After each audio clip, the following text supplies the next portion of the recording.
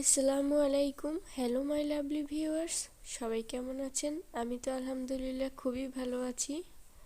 আজ আমি আপনাদের সাথে শেয়ার করব বিভিন্ন টাইপের মাটির জিনিসপত্র, ঘর সাজানোর এবং ব্যবহার করে মানুষ নিত্য প্রয়োজনীয় যে জিনিসপত্র আছে, যেগুলো রান্নার কাজে ব্যবহার করে, ঘর সাজানোর কাজে ব্যবহার করে, সেরকম অনেক কিছু দেখাবো। তো মাটির হাঁড়ি পাতিল কুমাররা দীর্ঘদিন থেকেই বাংলাদেশে চলে আসছে, এগুলো বানায়। তো এখন কিন্তু এগুলো মানুষ শখ করে ব্যবহার করে।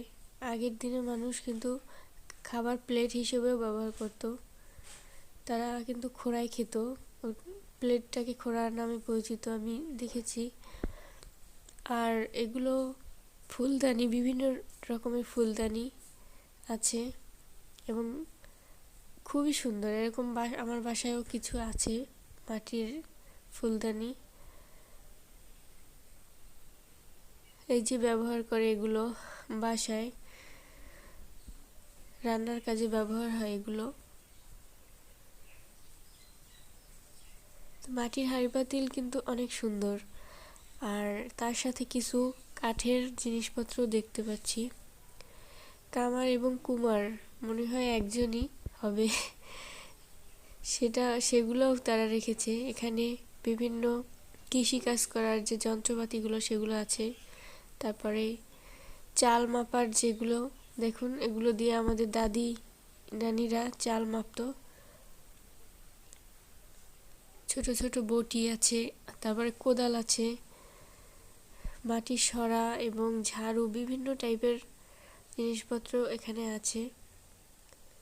তো আমি কিন্তু খুবই এক্সাইটেড এগুলো দেখে এবং লোভ সামলাতে পারি নাই।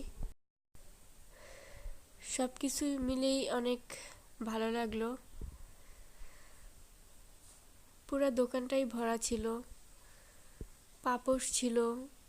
তারপরে কৃষকদের জন্য যতটা দরকার একটা কৃষি ফ্যামিলি বা কৃষকদের ফ্যামিলিতে, আমরা বাংলাদেশে সবাই কিন্তু কৃষক, কম বেশি আমাদের কৃষিকাজ আমরা করি।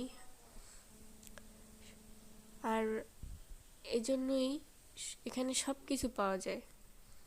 তো আজ এ পর্যন্তই। সবাই ভালো থাকবেন, সুস্থ থাকবেন। আল্লাহ হাফেজ।